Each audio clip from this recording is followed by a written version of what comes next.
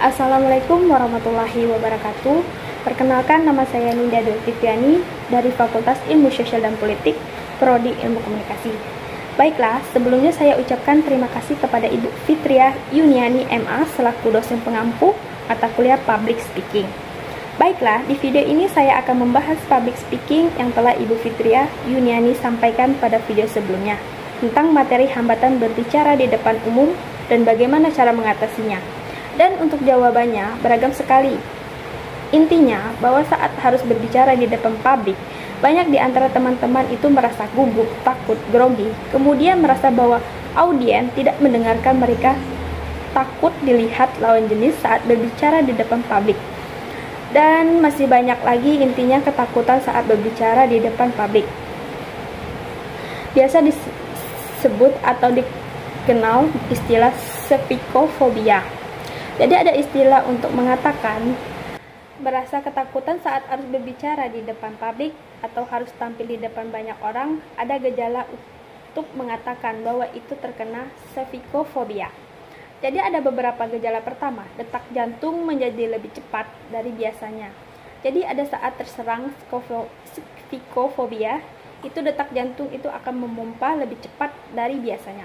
Atau dedekan itu beda. Kemudian gejala selanjutnya, tangan dan kaki, misal tangan atau kaki menjadi berkeringat atau punggung bisa jadi berkeringat. Karena merasa cemas tadi, tangan menjadi dingin atau tiba-tiba menjadi sakit perut. Saat harus berbicara di depan publik, kemudian tangan dan kaki kita itu gemetaran karena tahu akan berbicara di depan publik. Kemudian nafas tengah-tengah atau tidak normal, seolah-olah baru saja melakukan olahraga lari. Seolah nafas kita pendek seperti itu. Kemudian teman-teman yang telah terkena spikofobia itu akan merasa mulut lebih kering dari biasanya, susah untuk menelan, jadi mulut terasa lebih kering, susah menelan, berarti itu terserang spikofobia. Kemudian suara gemetaran atau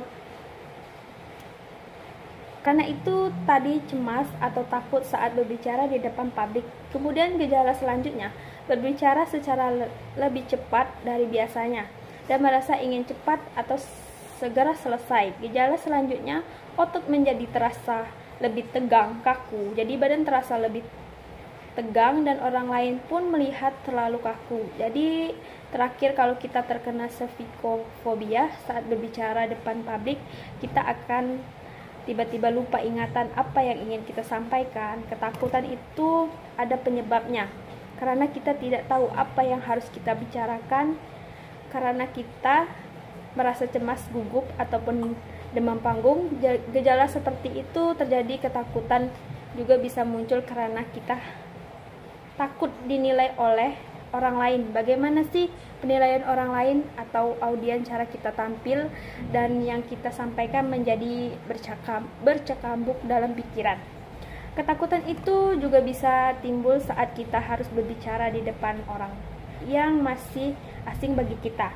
Suasana yang asing, kita nggak tahu orang itu yang membuat kita merasa cemas untuk tampil di depan publik. Ketakutan itu juga bisa muncul kalau tahu apa yang bisa berbicara di depan publik. Nah, kalau kita udah merasa oke, saya akan sering-sering tampil di depan publik, saya harus tampil, berani menceburkan diri saya agar saya terbiasa berbicara di depan publik.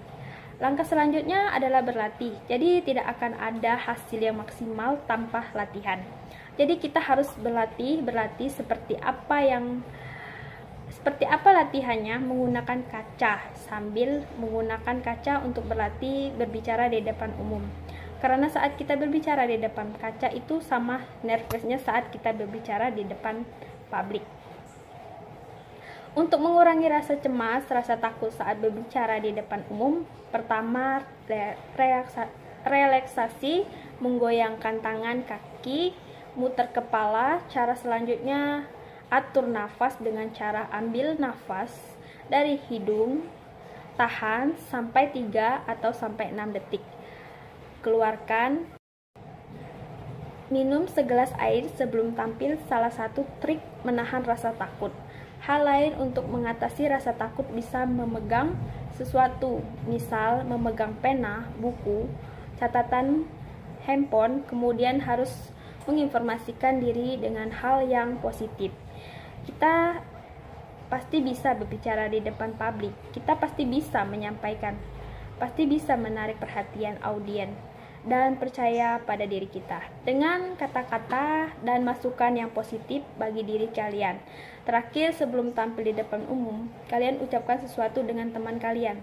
Kalau kita mau menggunakan mic, itu pasti ada tester untuk mengetes suara kalian, apakah serak atau tidak, begitu.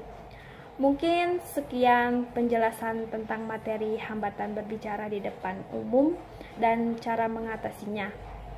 Mungkin hanya itu saja yang dapat saya sampaikan. Bila ada salah kata, saya minta maaf, dan kepada Allah saya mohon ampun. Saya akhiri, wabillahi taufiq wal hidayah. Wassalamualaikum warahmatullahi wabarakatuh.